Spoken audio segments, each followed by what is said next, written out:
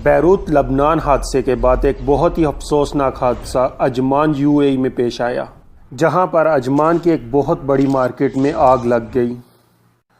मुत्तहिदा अरब अमीरात के अजमान की मार्केट में लगने वाली आग के नतीजे में 125 दुकानें खाकसार हो गई।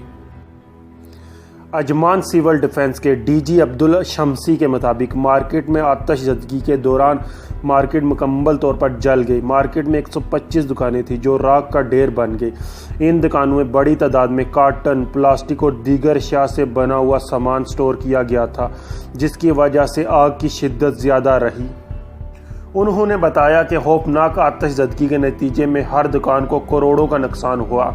ताहाल मार्केट में लगने वाली आग की वजह मालूम नहीं हो सकी। आग बुझाने के बाद मार्केट को पुलिस के हवाले कर दिया गया, जो कि आतिशज़दगी की वजूहात का जायज़ा ले रही है।